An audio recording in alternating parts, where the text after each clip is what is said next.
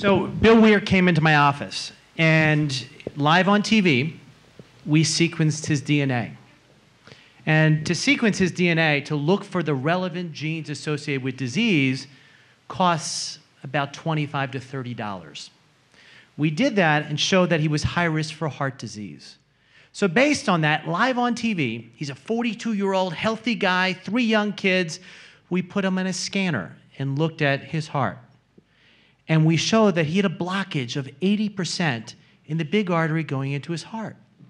And so we identified heart disease early. He would have had a heart attack, whether it be 1, 2, 5 years out. It identified it, and we stopped this disease, and we're able to make changes in him to hopefully delay that from ever happening. The next morning, the American Heart Association issued a press release, Agus screwed up.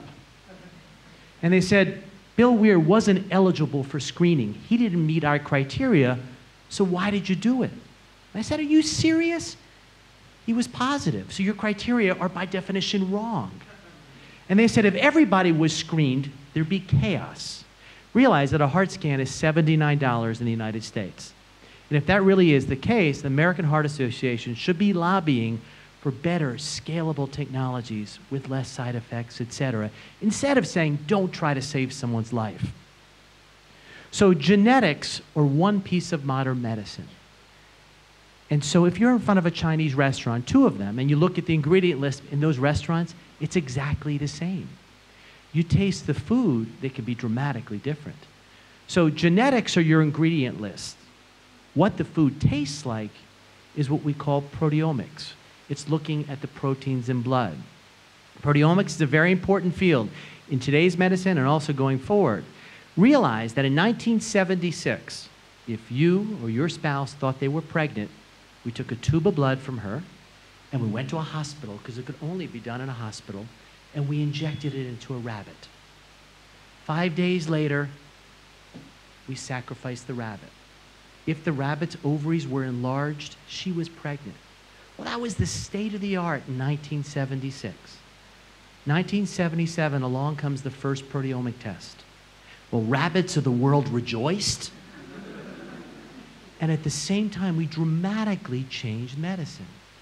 Because women now knew early on they were pregnant, and they could take appropriate behavior modification, smoking, drinking, take the right nutrients, diet, etc. Kids, early childbirth, we were able to better care for these kids, dramatically changed medicine from one proteomic test. Well, we now have the ability to look at the entire system, right? You've got inputs in you.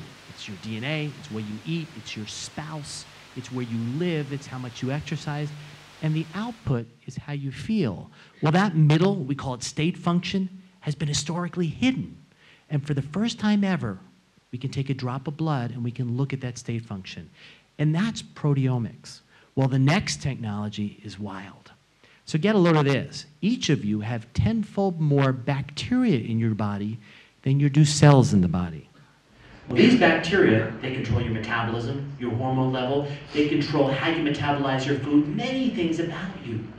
Yet, for the first time in the last 2 months, we've actually characterized them. First time ever. And we're starting to see that there are thousands of them in each of us.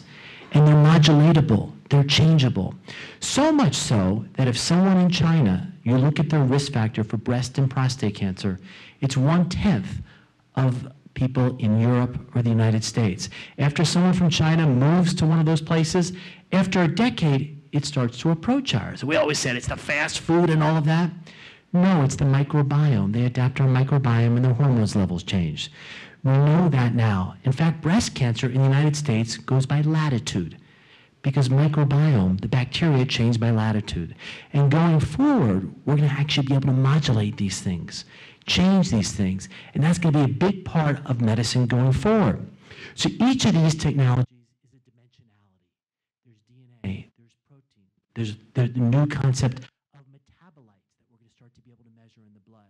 There are all of these changes that we can start to do it. In the physics world, they call something coarse graining, where there's so many things upstream, they take one downstream element to reflect all of those things.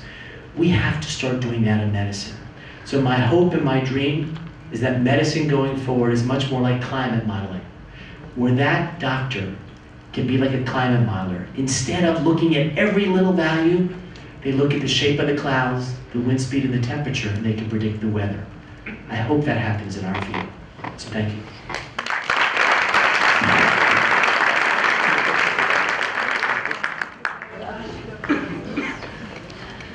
And our next speaker represents here the United States government. The Department of